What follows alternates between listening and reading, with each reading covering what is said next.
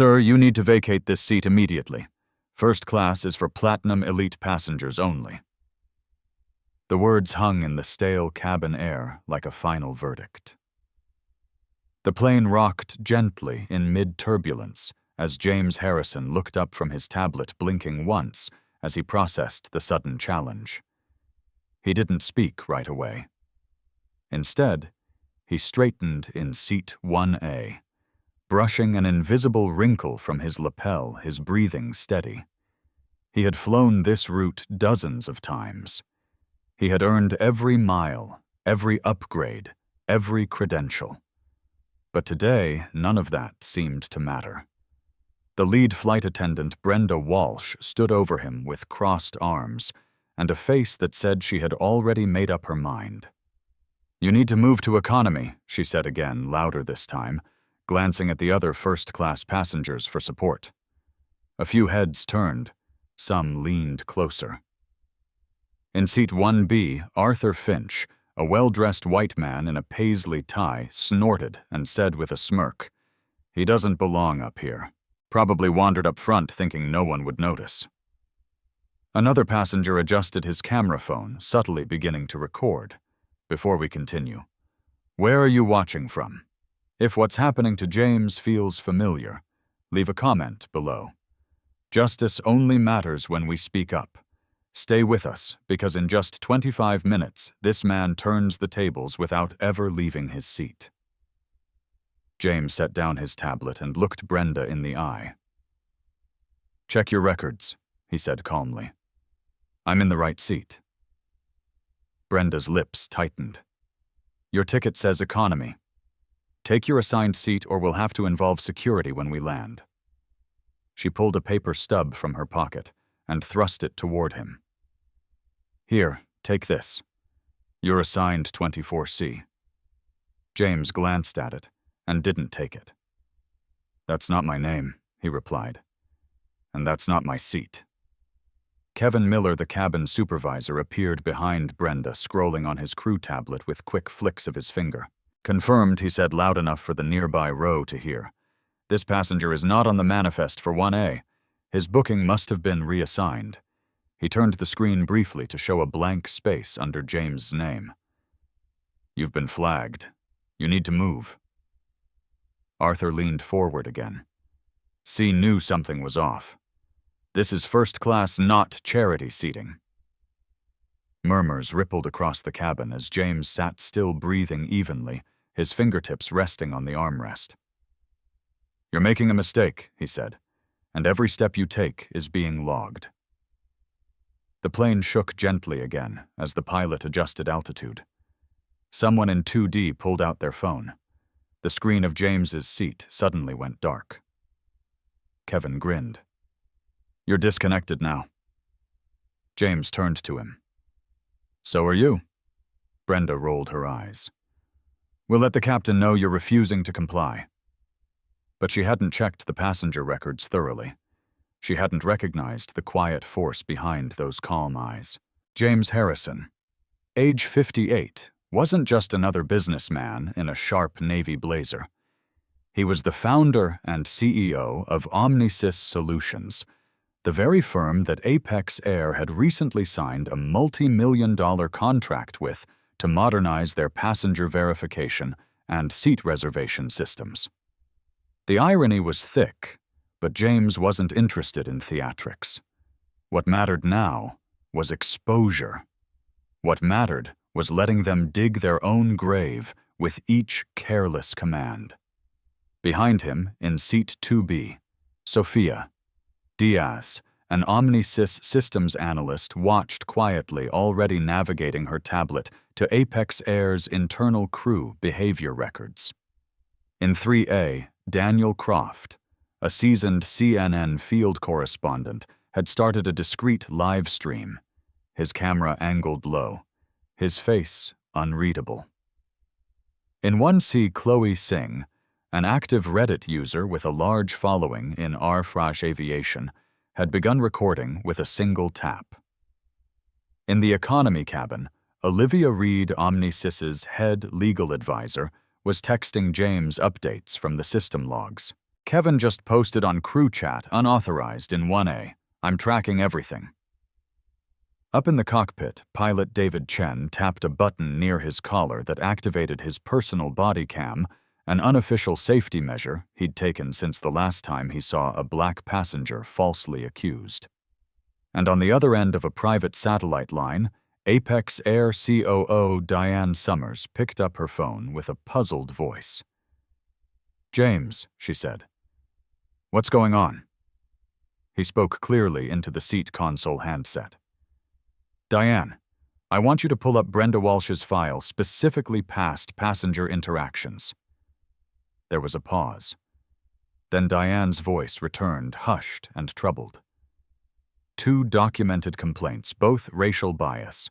1 filed internally, 1 external. Never disciplined. I'm flagging this now." James ended the call and looked at Brenda without a hint of a smile.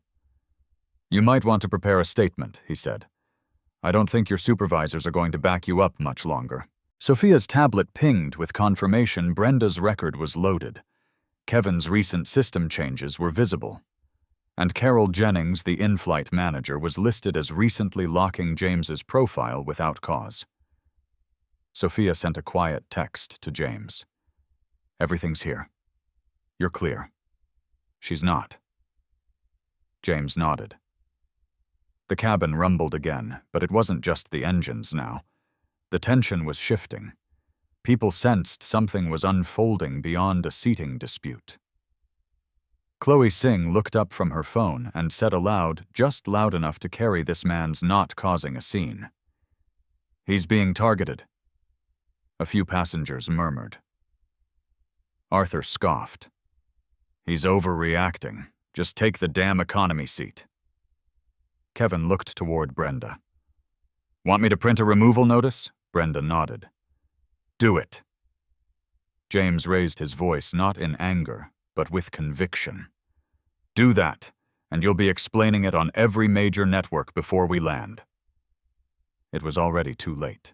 The footage was uploading the stream had crossed 50,000 viewers, and Sophia had just entered an OmniSys override code that granted them access to crew directives quietly stored in Apex Air's training app. One line caught her attention. "Prioritize elite appearance profiles when resolving conflicts." It was tagged active. She looked up, stunned. "James," she whispered. "I found the trigger." He didn't look away from Brenda.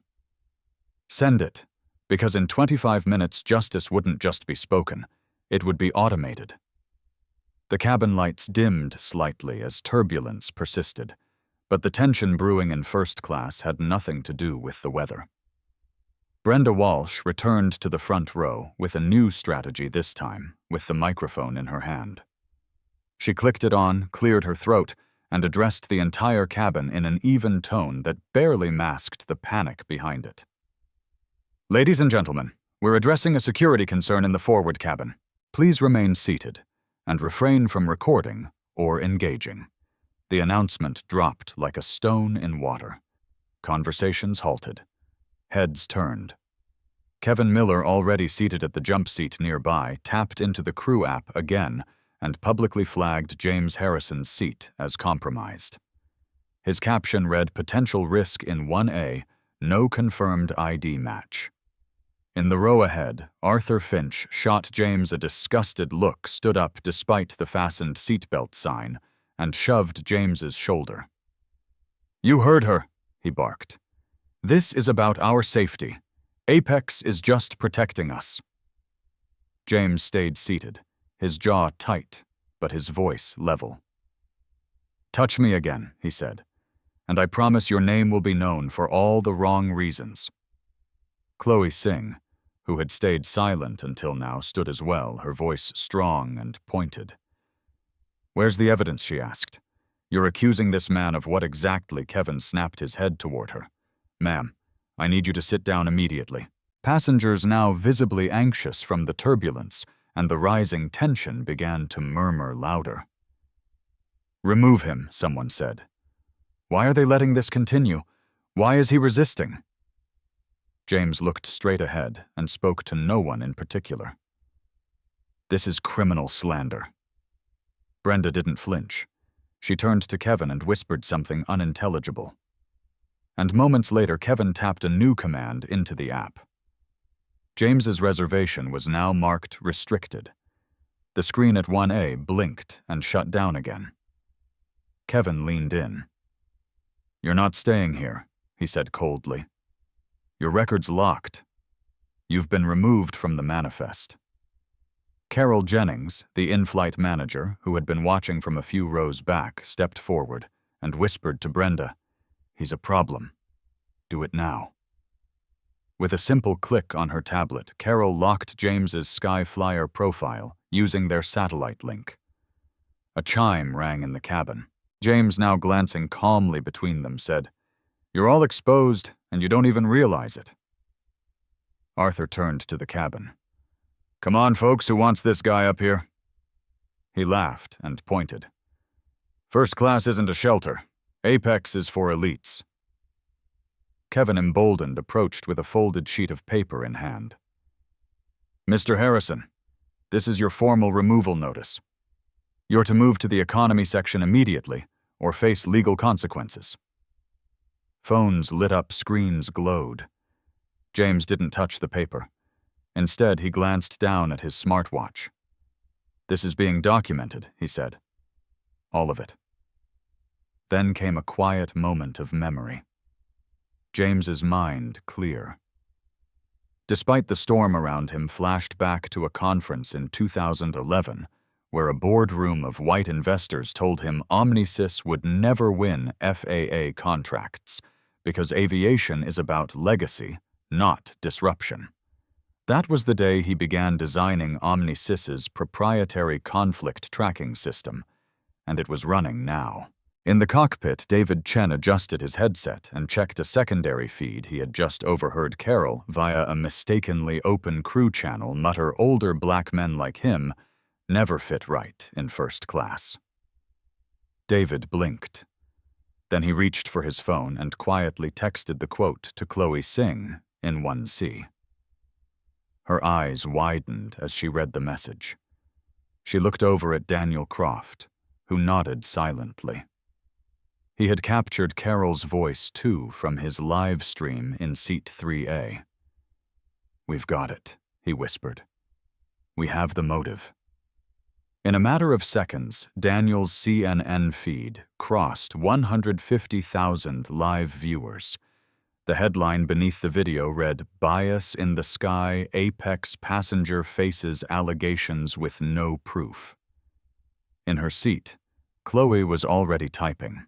She opened Reddit and dropped the first explosive post in r// Aviation, attaching a screenshot of Carol's directive, which Sophia had quietly sent her prioritize elite appearance profiles when resolving seat conflicts. She wrote, "I'm on Apex Flight 227, black man in 1A being humiliated, no reason. Crew is lying. They have a protocol targeting passengers by looks. We have proof." She signed off with hashtag Apex Bias. In less than 2 minutes, her post hit the front page. 5 minutes later, it had 500,000 upvotes. The comments section exploded, "Unreal, sue them, boycott Apex." Screenshots spread to Twitter and Facebook. Sophia, still silent in 2B, activated Omnisys's internal mirroring tool, capturing every input from the crew tablets in real time. She whispered to James, "The directive is active. I just found Carol's override code." James gave a slow nod, then adjusted the collar of his blazer. The murmurs in the cabin grew louder. Someone stood in the aisle. "You're not throwing him out," the man said. "This is wrong." Carol appeared again and began ordering passengers to sit, yelling phones down, all of them. "This is confidential." But no one listened. Screens lit up everywhere now. Daniel's CNN feed had crossed 300,000 live. NBC's onboard crew in 4A began setting up a proper camera. A child in 2C whispered, "Daddy, are they bullying that man?" Kevin's face was red. "That Reddit post is fake," he shouted. Carol gritted her teeth and turned to Brenda.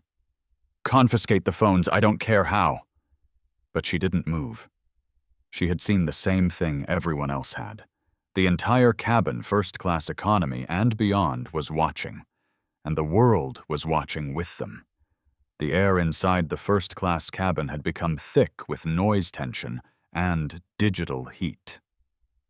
Carol Jennings, holding the intercom like a weapon, clicked it on and declared for the safety of our passengers and crew, "We are addressing a confirmed threat in the forward cabin. Remain calm." Her voice was crisp, rehearsed the same way you'd expect a pre-recorded evacuation notice to sound. But everyone knew exactly who she meant.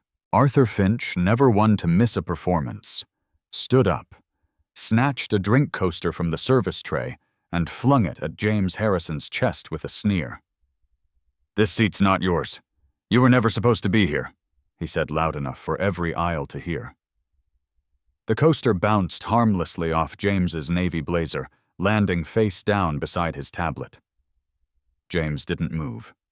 He picked it up, placed it back on the tray, and said, "What you just did will follow you longer than this flight." But Kevin Miller wasn't done. From the galley, he grinned, tapped a new command into the crew app, and said coldly, "You're officially erased." A quiet beep followed. James's name disappeared from the flight manifest entirely. Passengers gasped. One muttered, "Did he just wipe the guy out of the system?" Daniel Croft, still streaming from 3A, zoomed in on the app screen as it flashed red. NBC's onboard producer in 4A whispered into her mic, "We're staying on this. Do not cut." Brenda Walsh watched her face tightening as the consequences caught up with the lies. James looked up at Carol. "You've locked yourself into this and the door's closing," just behind James. Sophia Diaz tapped away furiously. "They've overwritten your profile," she whispered. "But I've already mirrored the code. We can flip this." In the distance, David Chen sent a silent cockpit transmission. He had just recorded Carol calling James an image risk. Her words, sourced straight from her headset, were already uploading to a secure drive. Arthur turned again and shouted to the whole cabin. "How much longer are we going to let this guy play victim? This is first class. It's for people who built something, not for someone who stumbled in." James blinked once. "You want to talk about building something," he said softly. "I've spent 30 years building what you're about to see fall apart." For a moment, time stilled. The screens flickered once more as turbulence rolled through the cabin like a slow wave. In his mind, James was back in a New York boardroom 12 years ago, surrounded by executives who dismissed him. Aviation belongs to institutions, one had said. You're not one of them. That same week, Omnisys Solutions was born from his home office, funded on personal savings, and a promise to his late father. James had sworn then that no system would ever erase someone like him again. And now the time had come to make good on that vow. He reached down, pulled a slim Omnisys USB from his briefcase, and handed it backward to Daniel Croft without turning. "Get this to CNN," he said. "It's time." Kevin lunged forward to intercept, but Daniel already had it in his grip. In seat 2B, Sophia pulled out her own secondary device and began uploading from Omnisys's secured satellite channel. Just in case. "Backup's on the way," she said. "We're taking their filter algorithm public."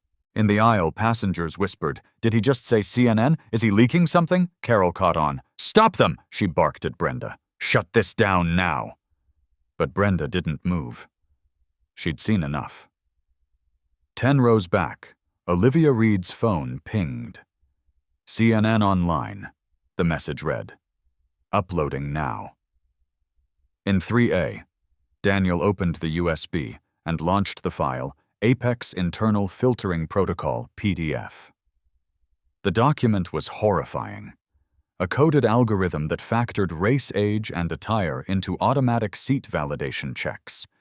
Tags like Site Profile Mismatch Risk Appearance Level 2 recommend reassignment.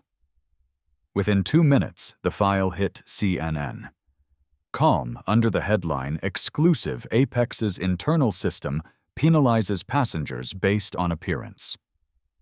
On screen, the anchor's voice cracked through. This just in CNN has obtained verified documents showing Apex Airlines uses an internal algorithm to suppress seating rights for certain passengers. We're learning more about a man currently on board who may have triggered this by simply sitting in his assigned seat. Comments flooded in. This is outrageous. Systemic profiling on a plane, he warned them. Within 8 minutes, the page hit 10 million views. Sophia, still working in the seat behind James, piped the CNN stream directly into the cabin via the in-seat screens overriding the previous flight info. One by one, passengers turned to see a CNN graphic labeled Apex's Biased Algorithm, The Breakdown. Carol's face turned pale. Kevin stood frozen. Arthur backed away toward 1C, muttering, "This can't be real." But it was. The numbers were real. The code was real. The system was exposed. NBC's camera turned its full attention to James, who hadn't moved from his seat in 1A.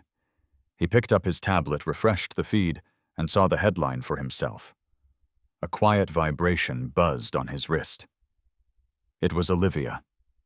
Her message: DOJ just opened an investigation. "You're clear to proceed." He typed back, "Shut it down."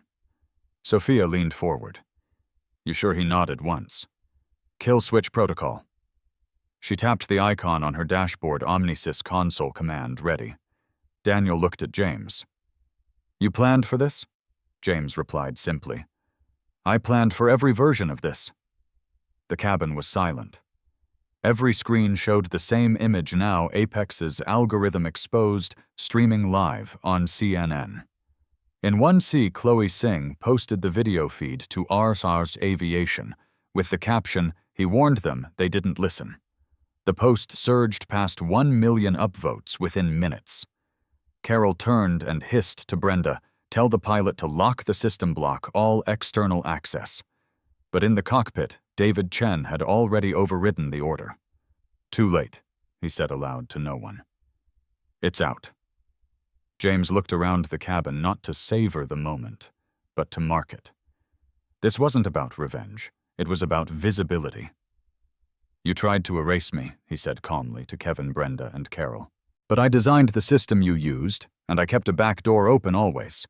And from his seat, James Harrison took command of the narrative because some systems don't get fixed from the outside. Sometimes you have to sit down to shut it all down. At Apex Air corporate headquarters in Dallas, the mood had shifted from Friday quiet to full-blown emergency. Conference calls buzzed on speakerphones. Executives stood around glass-walled offices with furrowed brows and half-drunk coffees, refreshing their phones with shaking hands. On the central wall of the operations center, a live CNN feed played in grim silence. The words at the bottom of the screen read, "Breaking Apex Algorithm Discriminates by Appearance." Source: CEO of Omnisys. Onboard Flight 227 Robert Shaw. Apex's CEO burst into the war room holding his tablet like it was a live grenade. "What the hell happened?" he barked. "Why is James Harrison's name attached to this?" One of the digital officers, pale-faced and sweating, stammered, "We didn't know it was him, sir. The crew flagged him as suspicious. System Auto reported a mismatch." Robert slammed the tablet on the table. "You don't mismatch a man who built your infrastructure." Carol Jennings's name flashed across the top of the screen as CNN played back her in-flight announcement about a security concern. Robert watched the footage in stunned silence. Then he turned to legal. "Who authorized our software to scan for appearance mismatches?" A junior compliance officer shrugged. "That protocol, it was buried in a 2021 update. No one's claimed ownership since." In the corner, Apex's media liaison whispered, hashtag Apex Bias is trending above the Super Bowl. It just hit 20 million views. Robert rubbed his temple, shut down external feeds, locked social media, and someone get Carol on the line now. But the line wasn't connecting because Carol was still airborne, and she had no idea her career was about to hit the tarmac harder than the plane itself. Back on Flight 227, turbulence rocked the aircraft as passengers sat riveted by the drama unfolding on their in-seat screens. The cabin wasn't angry anymore. It was silent, still watching James Harrison with a kind of collective awe. He hadn't stood up. He hadn't raised his voice. Yet from Seat 1A, with nothing but his tablet and a team of unseen allies, he had exposed a national scandal and forced the world to listen. Brenda Walsh, who had once towered over him with orders, now hovered near the galley, gripping a cabinet for balance, her eyes wide and darting. Kevin Miller had stopped pretending to be in control. He stood frozen near the cockpit door, sweat dripping from his temple. In economy, passengers craned their necks to glimpse the first-class cabin like it was the front row of history. "Is that him?" someone whispered. "That's the guy who brought it all down." James didn't react. He was scanning server logs sent by Sophia from 2B. Every keystroke. Carol made every override. Kevin tapped every racist comment captured on cockpit surveillance. It was all there compiled, tied up ready. And then his phone buzzed. Olivia Reed's message flashed. Robert just tried to blame Carol. She blamed Kevin. They're all panicking. You're green-lit. James responded with 2 words. Do it. Sophia took a steady breath and tapped a new command, Omnisys Global Override. Execute System Freeze. At that moment, Apex's live ticketing software, used in over 70 airports and linked to more than 200 international travel partners, began to slow, then fail. Customers attempting to book flights were met with frozen screens, error messages, and blank loadouts. Agents at airport counters stared in confusion as boarding confirmations vanished. And within 5 minutes, Apex's entire booking operation was offline. Daniel Croft, still filming, got the message from his producer in Atlanta. They shut the system down. It's real. This is historic. He whispered to James, they're cooked. James nodded once. Not yet, but they're close. Sophia leaned in from behind. It's complete. We've locked every non-critical system. Emergency ops remain, but they can't sell a seat, not until we release it. In the cockpit, David Chen got the alert, glanced back at the chaos in first class, and smiled faintly. Good, he murmured. About time someone held them accountable. At Apex HQ, screens started going dark. Error alerts flooded the command center. Booking queued down. Someone yelled. Web interface is frozen, another shouted. Robert Shaw stared mouth open as he realized what James had done. He's not exposing us, he whispered. He's disabling us. Legal asked, is this cyber crime? The CTO shook his head. Omnisys is in our vendor contract. They have fail-safe authority under abuse protocols, and this qualifies. Robert's hands trembled. He's holding us hostage. Then a louder alert hit the main screen. Forbes.com breaking news. James Harrison shuts down Apex booking system, mid-flight airline accused of systemic discrimination. The article included Sophia's screenshots, Chloe Singh's Reddit post, and links to the full CNN leak. A quote from James appeared in bold. I didn't want to crash their system. I wanted to hold up a mirror. This is what happens when you design injustice into the code. The comms team dropped their phones. The legal team stood in stunned silence. Robert whispered, we're finished. Onboard, Kevin tried one last time to recover control. We can fix this. He told Carol, whose hands trembled as she stared at her now disabled crew tablet. Maybe we can tell James it was a system glitch, but she didn't reply. Because her tablet had just rebooted with a new screen, one she hadn't seen before. It read, System Override initiated by Omnisys Command J. Harrison. Below it, a message pulsed, Terminate Access. She tapped it instinctively, and the screen blinked off permanently. From seat 1A. James turned to her, calm, composed. That was your last input. And then his eyes lifted to the cabin as a new notification flashed across every screen system suspended pending compliance review. James picked up his tablet, typed a final line into the command log, and sent it to Olivia. Now we talk terms, she replied instantly. Forbes just hit 5 million shares. They're calling it a digital mutiny. You're trending worldwide. He set the tablet down and folded his hands. Around him, first-class passengers, once silent, complicit, indifferent, were now witnesses. No one reached for champagne. No one complained about service. They watched a man wronged in silence rewrite the rules mid-air. The plane flew on steady and smooth now, but for Apex Air, the ground had already begun to fall away. At cruising altitude, with the booking system suspended and CNN streaming live to every seat screen, the cabin of Flight 227 had gone quiet. Not the silence of fear, but of realization. First-class passengers who had once glared now sat still, their eyes pinned to the man in seat 1A, who hadn't raised his voice, hadn't moved an inch, and yet had brought an entire airline to its knees. James Harrison tapped once on his tablet, sending a secure message to Olivia Reed. Bring Robert in. I want him face to face. And 5 minutes later, a live video feed blinked onto the cabin's overhead screens. There, in a boardroom back in Dallas, stood Robert Shaw, tie loosened, face pale, flanked by 2 Apex attorneys and one visibly shaken PR rep. He cleared his throat. James, he began, his voice strained, we're asking you to restore the system. This has become a crisis beyond your personal case. James didn't blink. Your crisis began the moment your crew decided my presence was a threat. I'm here to resolve it, but I do so on my terms. Robert tried to recover. We're prepared to issue a formal apology and investigate the matter fully. James looked down at the list on his screen and read aloud without emotion.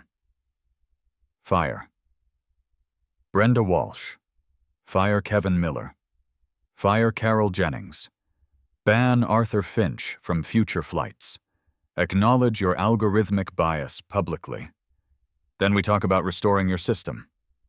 The attorneys murmured off-screen. Carol, watching the screen from the galley, staggered back a step, her face flushed.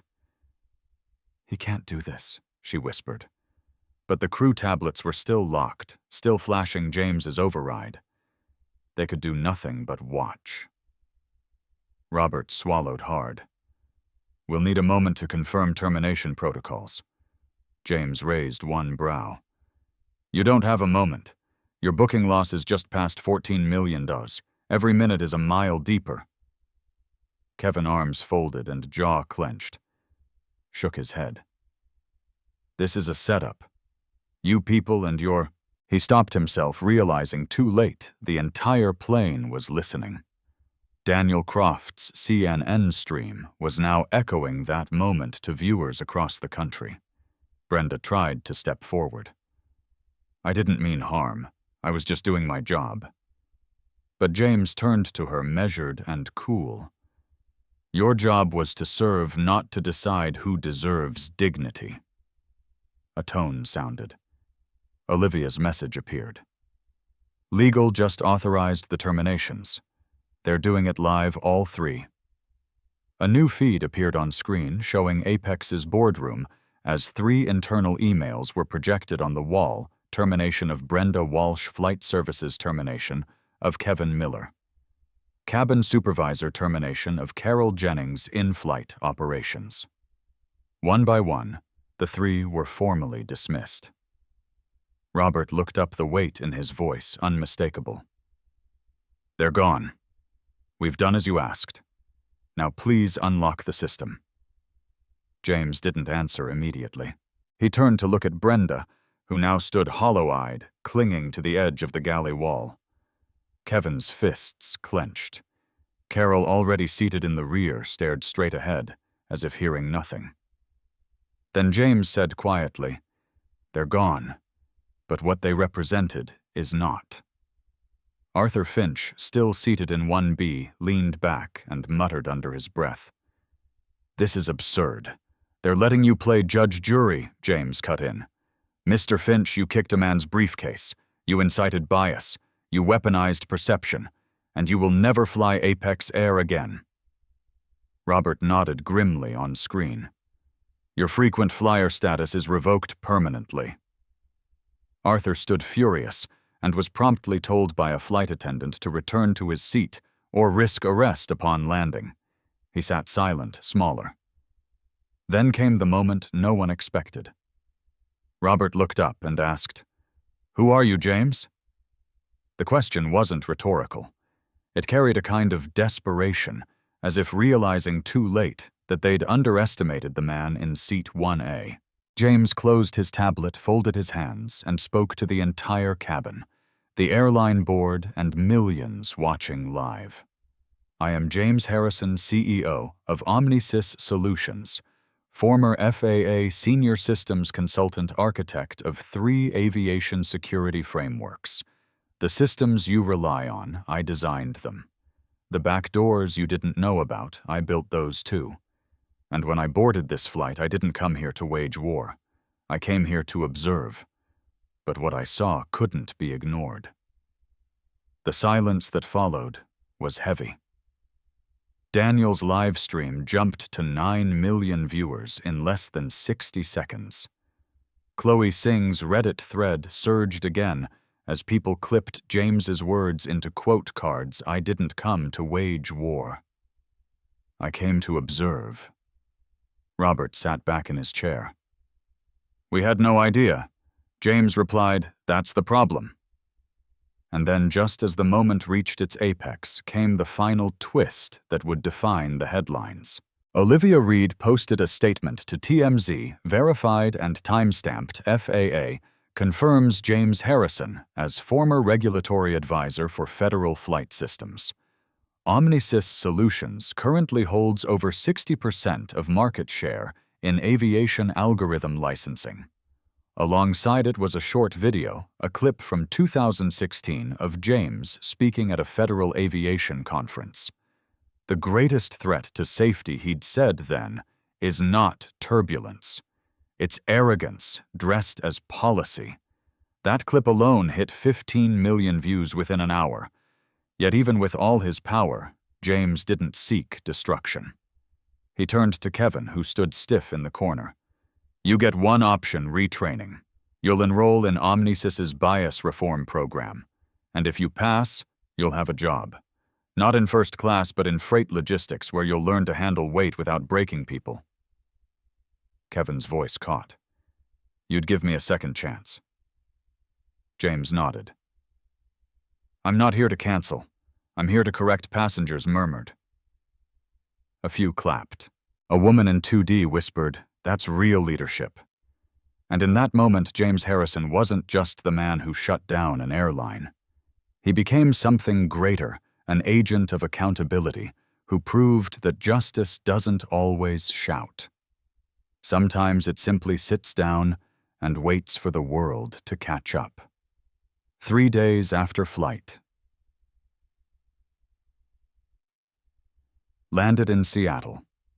James Harrison stood in front of a quiet press room, flanked by Olivia Reed, Sophia Diaz, Daniel Croft, and Chloe Singh. Behind them, a digital banner read, "Omnifair Initiative Aviation for Everyone." James stepped to the podium not as a passenger this time, but as a policymaker. His voice was calm, resonant. "This isn't about one airline," he said. This is about every system that thinks appearance is a metric, every gate where bias hides behind a smile, every algorithm that calculates value by skin tone, age, or attire. He paused as the room fell still. What happened to me on Apex 227 wasn't personal. It was structural. And starting today, we begin dismantling it.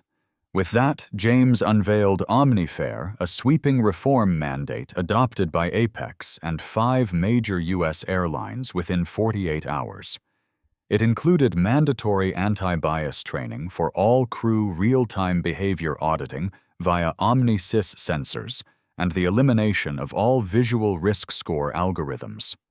More significantly, it required airlines to make internal crew behavior logs and seat reassignment decisions available to DOT auditors and independent journalists within 30 days of each flight.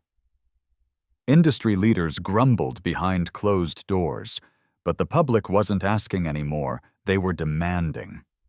Reddit lit up with support. Retired pilots wrote op-eds calling OmniFair the course correction aviation desperately needed. Chloe Singh's Arkarj aviation post now had 6 million upvotes.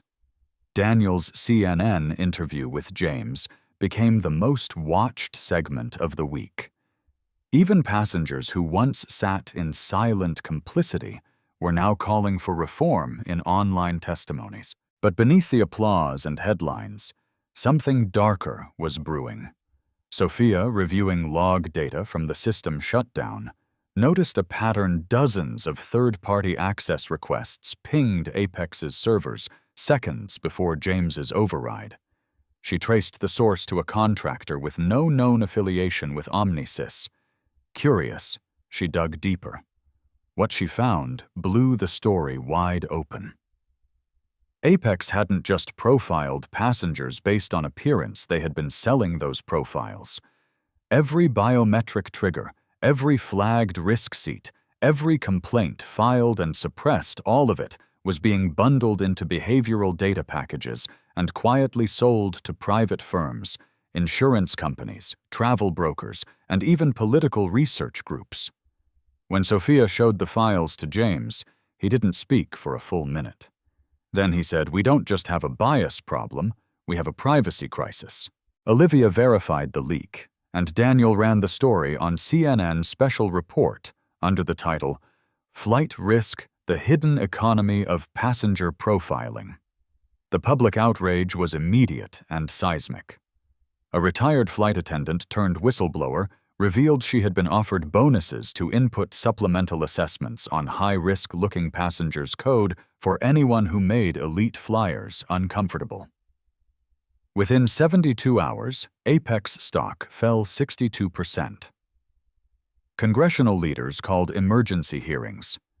The Department of Transportation, under mounting pressure, fast-tracked a bipartisan bill, the Passenger Fairness and Data Protection Act, that made it illegal for airlines to collect, analyze, or share passenger identity data without explicit consent and third-party oversight.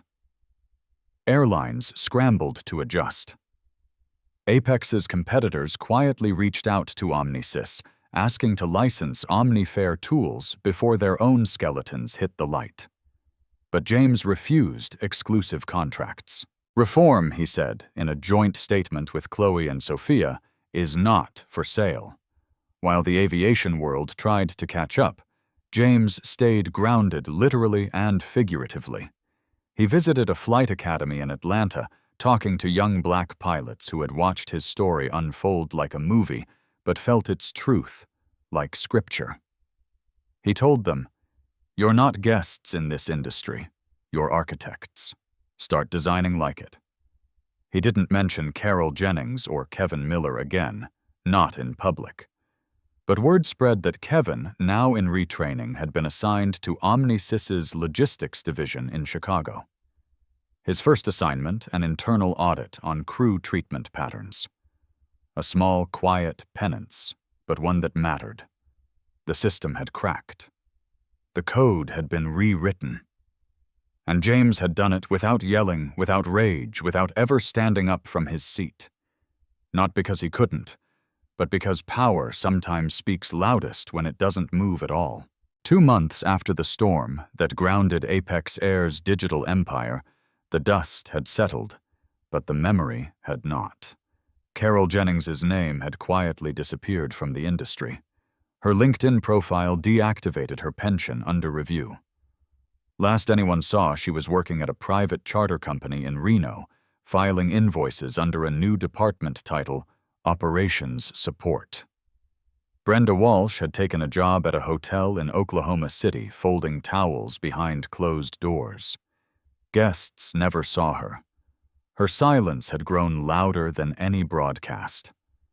As for Arthur Finch, his name had been removed from every Apex database.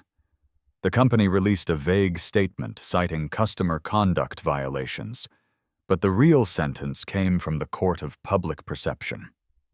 His corporate speaking invitations dried up. His board memberships quietly ended. A once proud executive reduced to an online footnote beneath Reddit threads and grainy TMZ clips. None of them apologized publicly. None had to. The world had already seen them in action. But justice wasn't the full measure of the moment, because James Harrison didn't believe in ruin for its own sake. He believed in accountability with a door still open if someone chose to walk through it, and one person did. Kevin Miller. Assigned to OmniSys's logistics office in Chicago, Kevin showed up on time, took notes during retraining, and never once asked for special treatment. He sat in the back, studied hard, and when asked why he gave the same answer every time, because someone gave me another shot. One Friday morning, James visited the site unannounced. He stood in the break room quietly as Kevin wrapped up a workshop on conflict resolution. The room clapped, Kevin turned, and froze. James stepped forward, extended his hand, and said, "Only earn it." Kevin gripped his hand without a word, and something passed between them. Not absolution, not erasure, but the hard-won beginning of something better. And that was the lesson James chose to leave behind, because this wasn't just a story about a flight gone wrong. It was about what comes after what you build once you've shut something broken down. And James built something lasting. OmniFair, once a reactive initiative, became a movement. By the end of the year, 4 more airlines adopted its platform. One introduced anonymous bias assessments from passengers. Another banned onboard seat reassignments without video verification. College aviation programs began teaching OmniFair principles in first-year courses. Chloe Singh led a coalition of passengers turned advocates pushing for equitable design in travel. Sophia Diaz joined the FAA Oversight Board. Daniel Croft's documentary Seat 1A. The Flight That Changed the Skies won a Peabody Award, and James. He returned to work quietly, without press, without tours. But one final twist remained, one the world wouldn't see until Christmas Day. That morning, passengers flying Apex again noticed something new on their boarding passes, a gold triangle beside their names, small, subtle. Below it, a line of text in fine print, equity verified. When asked, an Apex gate agent explained, it means your seat was assigned by human review, not algorithm. It's part of a new fairness audit we do. Travelers smiled, most nodded, some didn't even notice. But one woman older seated in 3A looked at the symbol, then turned to the man beside her. "Didn't that start with someone?" she asked. The man smiled. "Yeah, a guy in seat 1A. He didn't stand up, but he stood for everyone." James never spoke of that moment. He didn't need to. The skies had changed. The code had been rewritten. And somewhere far above the clouds, a man who had once been asked to leave his seat had claimed something far greater, his voice, his dignity, and a legacy that would never fly under the radar again.